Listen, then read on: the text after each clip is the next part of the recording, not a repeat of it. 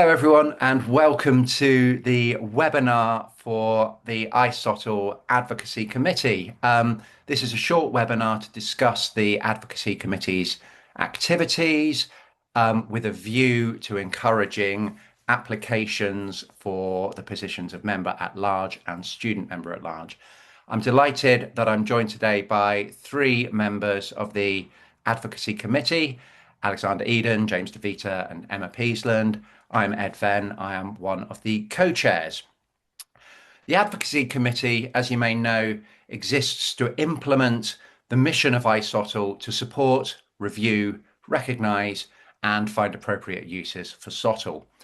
Our work takes place at an intriguing juncture within iSOTL's 21 years or so, because in recent years, extra regional groups have formed and joined iSOTL, Latin SOTL, Middle East, Africa, and together we find that the regions as a whole model sometimes similar, sometimes different views of what SOTL is, the dialogue between global and local ideas of SOTL and how it might be advocated for and what constitutes success, means that the iSOTL Advocacy Committee's work becomes all of the more urgent as we look to recognize and value and embrace both commonalities and differences amongst uses of SOTL around the world. And so today we're going to talk about some of the ways in which, as a committee, we are steering into this challenge, this positive challenge, and through this discuss some of the things that members at large and student members of the committee might find themselves doing as we go forward. So I'm going to turn first to James to talk about his role. James, thank you very much.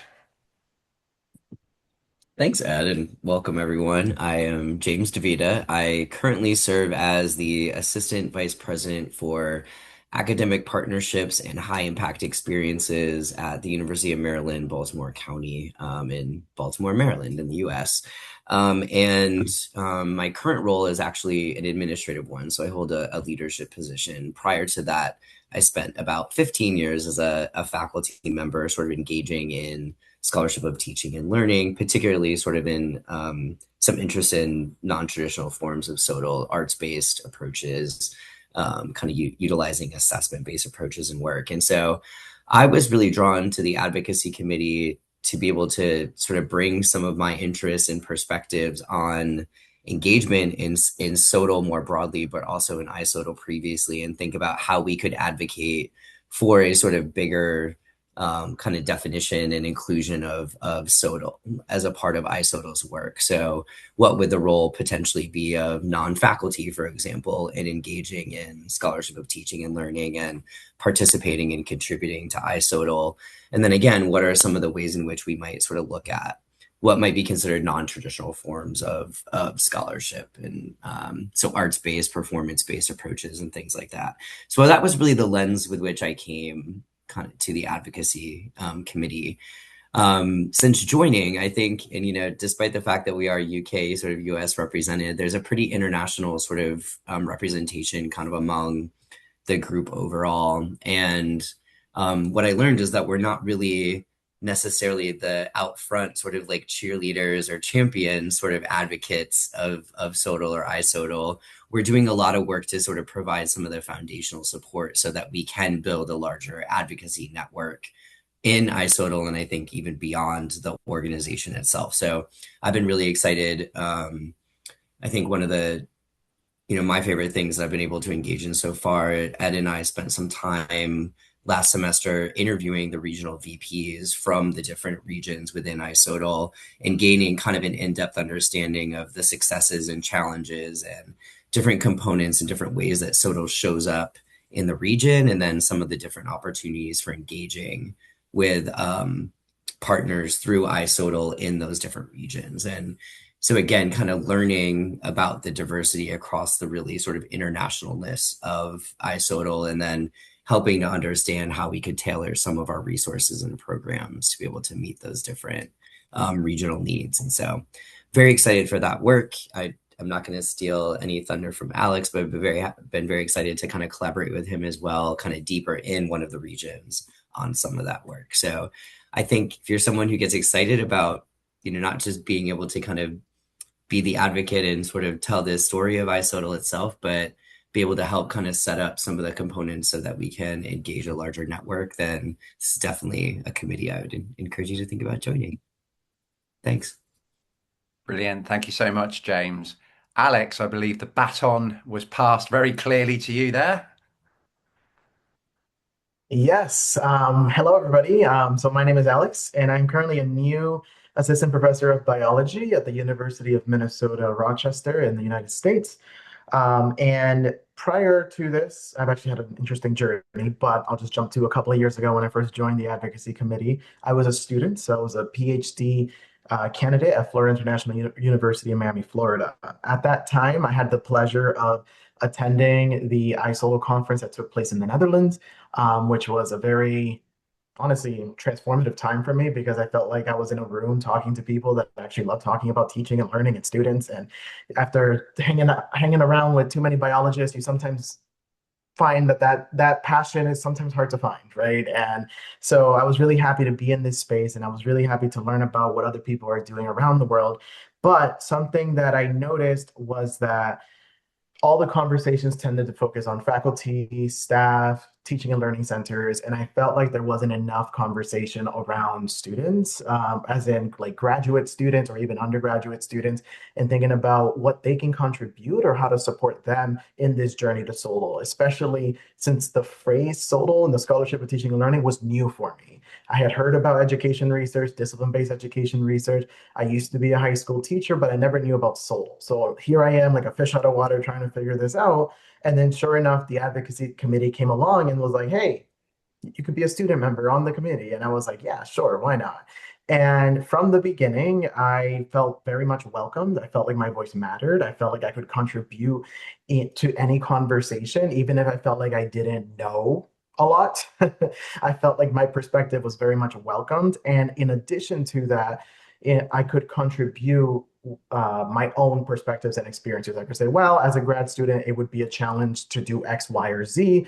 So I think it might be good to add on this component. I won't go into the nitty gritty of that, but over time, this allowed me to not only grow my own confidence as a solo scholar, but to also grow my network, meet new people, amazing people, and just get to know about the work that's taking place globally. All the way until more recently, as James alluded, as part of the committee, I have been able to help lead the charge with a new initiative that we're calling the Solo Cafe, which is coming soon to a Zoom webinar near you, and working with some colleagues down in Latin America to try to bring that to life. I won't spoil what's coming because that's coming later, but in working with them and collaborating with them and working with this committee, it has really, what's the word, solidified my identity in this space. I feel like I truly do belong, and I don't know if I would have made it to this point without the work of this committee and being a part of this committee. So it's something that I'm really grateful for, and I love being able to continue to contribute and thinking about what's to come. So if you are a student and you're thinking about how can I contribute, just know that the possibilities are endless, and you're always welcome to join the committee. Thank you. Thank you so much. And over to Emma. Thanks, Ed, and Alex and James. So yeah, I'm Emma Peasland. I'm based at the University of Leeds, like Ed, in the north of England, and I am head of research in Leeds Institute for Teaching Excellence, aka LIGHT. And what we do is we are a research and development function for educational enhancement at the university. And one of the ways that we do that is by undertaking and funding SOTL type activity. What is relatively novel perhaps about some of the work that we do, some of the work that we fund through our fellowships, is that we fund academic staff to undertake this work, but we also fund professional services colleagues, people in all sorts of job families and job types across the university to undertake SOTL research, something that will give us insight and have the opportunity to transform or contribute to student education and experience at the university. So in my role, I have a day-to-day kind of responsibility or element of advocating SOTL, particularly at Leeds. And I was really interested when the opportunity came up to join the iSOTL Advocacy Committee to do that on a broader scale.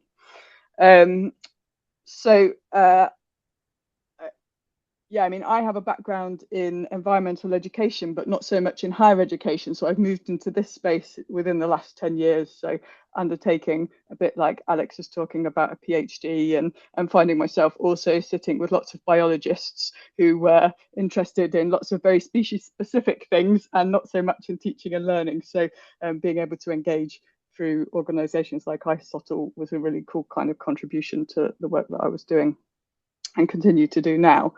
And then in terms of the work that I've been doing during the committee, I joined the advocacy committee about a year and a half ago.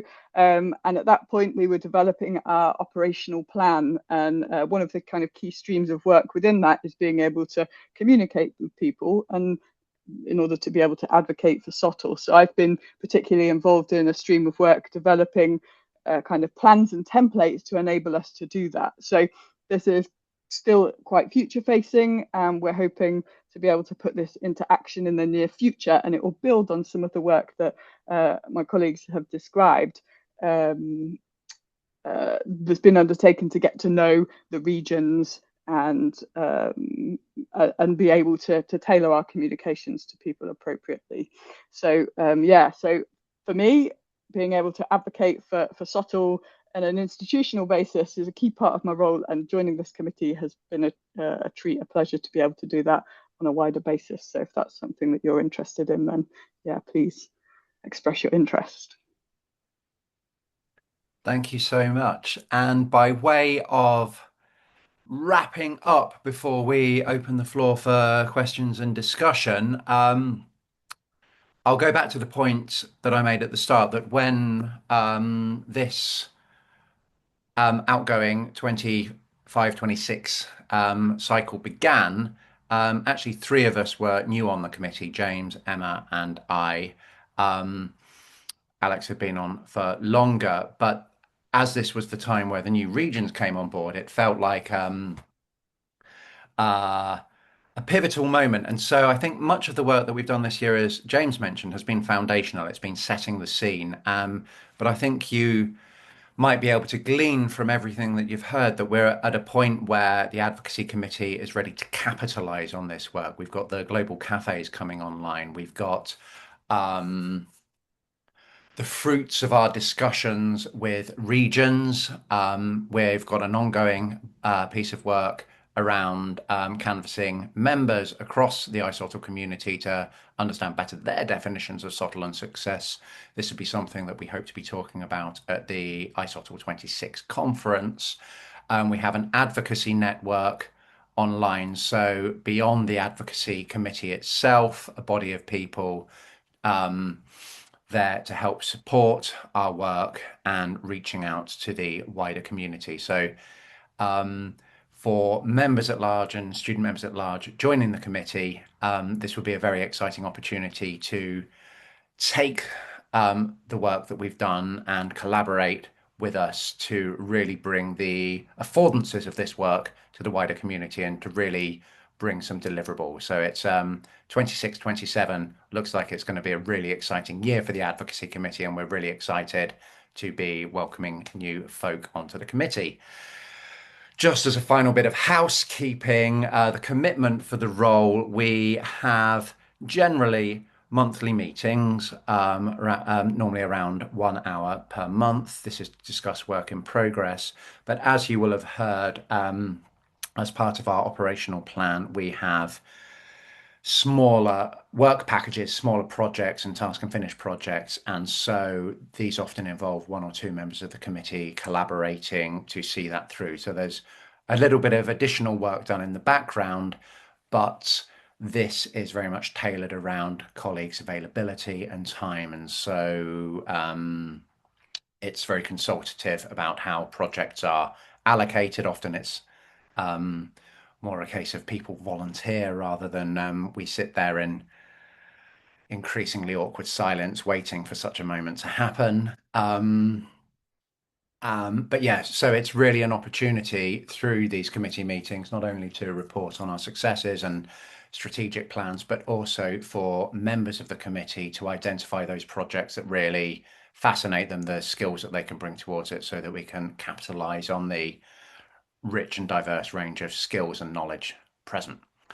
So that's, in a nutshell, life on the advocacy committee. And we're very happy to discuss any or all of these points in greater detail. So, do we have any questions?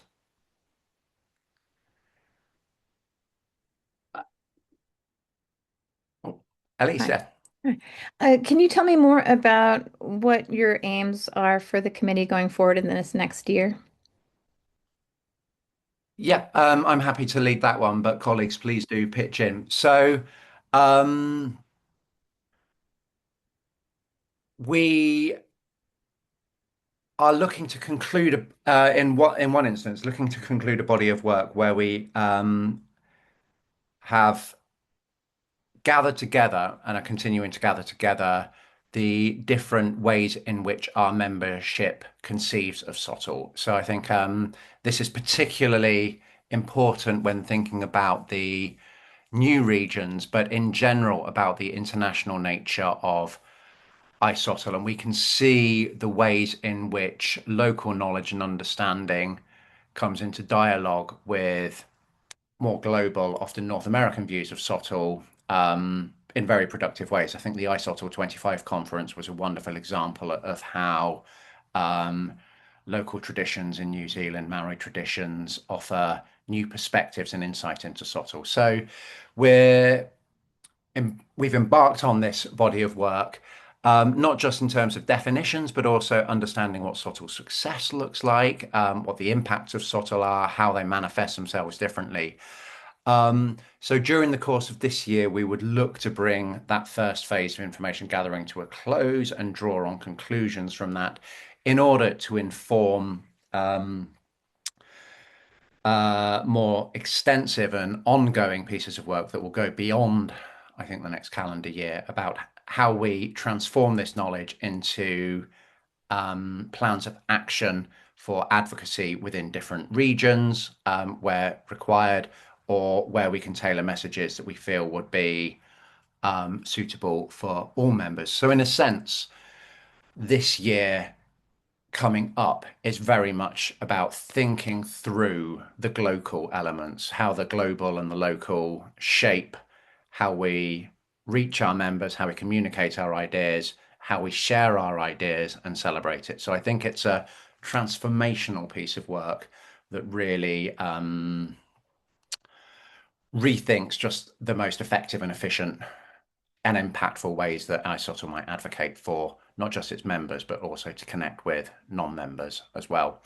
And this will take a number of forms. So it's mobilizing our advocacy network in different regions, continued liaison with regional VPs to ensure that we're collaborating effectively, working with other committees and subgroups within ISOTL. So, for instance, the various Grand Challenge themes and aligning the work that we all do and using the communication plan and outreach program that Emma's designed to deliver these messages. So it's ongoing. I think we will have various milestones across the point of 26, 27, but the actual plan of action, I think, will enable the advocacy committee going forward beyond the next 12 months to continue this program as well. Thank you.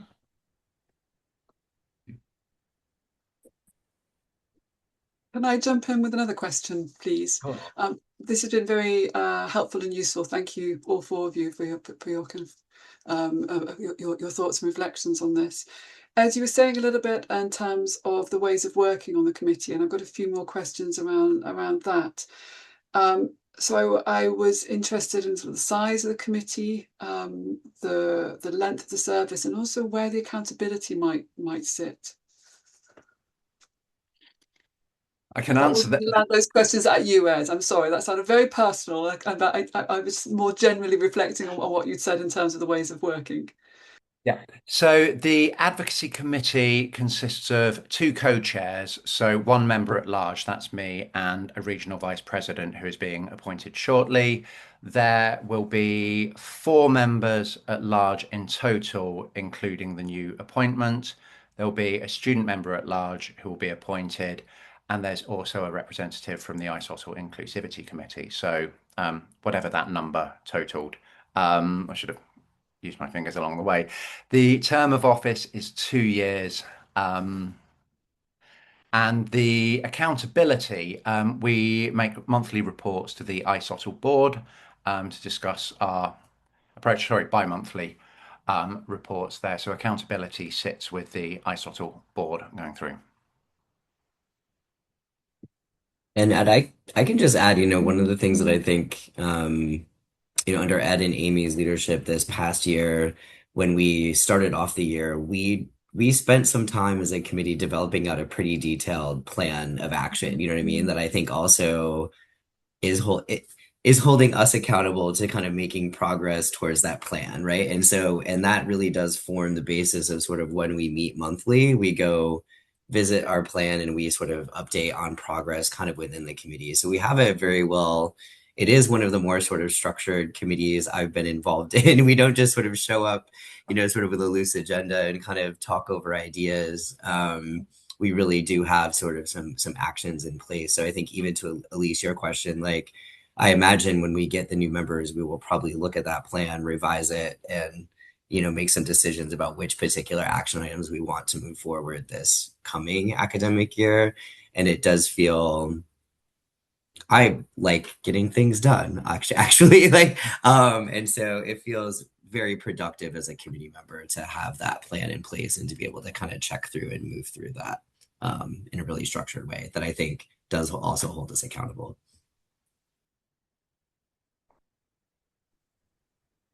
What are you looking for in potential new committee members?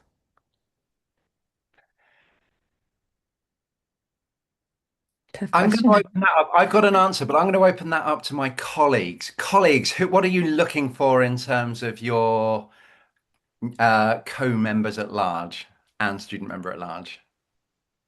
So I can start out by saying that I feel like anybody that is interested in this kind of work is already somebody that we're open to, because it's like just having that interest, you bring perspectives, you will be joining a very welcoming group that it's very hard to, I don't know.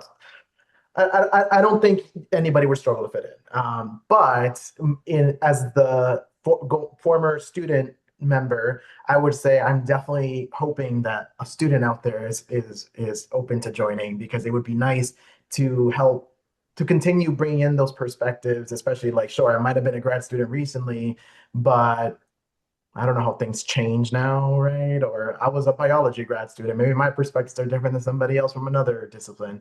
So I would love to see a student member join. But frankly, anybody that is interested, I think it would be awesome. So I know that was kind of a cop out of an answer, but I I love and appreciate your inclusive viewpoint.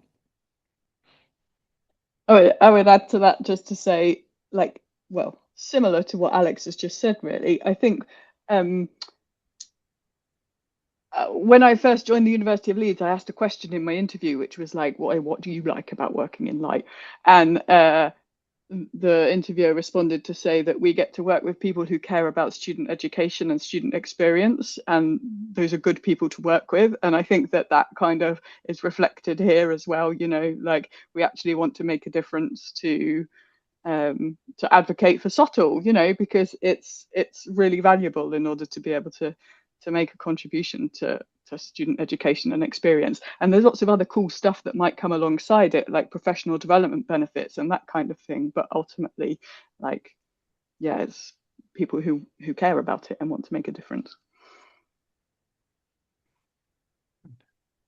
James, do you have any thoughts before I offer my own two pence? Yeah, I'll just say it's sort of building off what Alex and Emma have said. Yeah, who bring some excitement to like Sodal and to iSodal as an organization, right? And sort of want to contribute their sort of that energy to advocating for this work. And I think who are interested in making connections, with people and with some of the regions. I didn't share this earlier, but what as part of my engagement, I've gotten connected to the Latin Soto group through help supporting the cafe development with Alex, and have ended up now getting an invitation to go to Costa Rica and connect with some colleagues there on a Soto conference. So I think there's, sort of bringing all of your own energy and work to sort of the advocacy piece. I think there's also some real opportunity for you to do some networking kind of within regions and to help sort of build some of those relationships and partnerships at a deeper level too,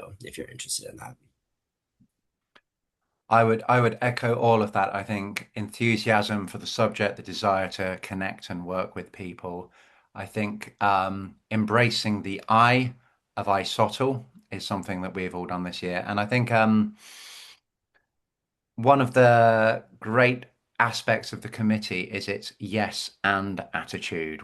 Ideas are tabled and it's yeah, and how do we build on that or how do we operationalize that? And it's a very positive, open environment where ideas are welcomed and discussed and nurtured. And I think committee members or prospective committee members um, bringing a similar degree of creative thinking and abilities to interrogate ideas positively and constructively so that we can refine them and enhancing the existing dialogue on the committee. That's all going to be for the good as well. And I suppose the pragmatic view is committee members having that little bit of time during the commitment for these projects that go on and sort of a realistic awareness of their time. We certainly we recognize it's a voluntary role. We recognize that everyone's time is pressured and constrained within higher education at the moment. So having the realistic overview of capacity and communicating that we're not expecting people to um, devote time that they don't have to the advocacy committee, but rather that they use realistically and responsibly the time that they do have in order to achieve tasks. And to be open, I think everyone on the committee in this at various points in our meetings has said we haven't necessarily achieved what we've wanted in the last month, but and then we've worked ways to compensate for that. So again, it's part of the supportive nature of the group that we might be individually or in pairs working on tasks, but we're collectively ensuring that that momentum and that accountability happens, even if our timeframes might be adjusted slightly along the way because things happen. Okay. Maybe if we have time, maybe I can tell you where I'm coming from, and you can tell me whether this seems like a good fit. Because this is going to be my first iSOTL meeting, and I've only been doing this type of research for the last 4 years. And so I come from a biology research background, and I teach human anatomy classes. And I've been thinking more and more about how I teach, especially since I moved from the small private college to a larger public university that functions like the world's biggest community college. So the focus of my teaching has become less about creating a system of exclusivity where students have to prove themselves, which was what my academic experience was. And now it's more about how I can best support students where they're at. And because my students are going into healthcare, and there are a lot of documented healthcare disparities in the US, I think about where this difference in treatment comes from. It's from a lack of research, and it's from the way that we teach about the body. And this has become not only the source of my research, but also a class that I teach with the Honors College, which is about our history, the legacy of research done on human bodies, alive and dead, consensual and non, and how we carry that load with us. So The classes that I teach have become very much about advocacy. The research that I do is absolutely advocacy. And when I present my research to textbook authors and publishers saying, hey, we need to treat the human body in a way that's less burdened with all these cultural prejudices, that's advocacy. That being said, I do my research in a bubble. This will be my first iSOTL meeting. Um, and I've just, this is a new community for me. I'm still getting the shape of what this whole breadth of research is like. But I'm been involved, I like being involved in committee work and in service work because it allows me to contribute and get an understanding of the inner workings of institutions and communities and just way that systems much better. And so this one seems like a really good fit for my interests. But again, I don't necessarily know what I can contribute because I don't fully understand the shape and breadth of SOTL work. So So, that's why I'm here, so mostly I'd feeling my like way to around. I'd like to jump in with the first response. So the way that you described your transition, I related a lot to because so I came from K-12. I taught high school. I'm like, oh, I know education, right? And then when I did my graduate study, even though I was in biology, I was in discipline-based education research. So I never realized that solo was a separate entity from both of those things. And to me, when I first went to iSolo, I was still confused by that. I was like, I don't understand how this is different. And actually, for me, what helped solidify that identity was actually this committee. So I actually think it really helped me in transitioning and like not only understanding solo as a field, but it also allowed me to connect with people and engage in conversations that honestly made me feel included. Because again, like um, in as somebody who comes from biology land, I feel Yeah, like I sometimes feel like an outsider, even though I yeah, have multiple degrees in biology. I sometimes talk to this biologist who's like, no, you're not a biologist because you do education stuff.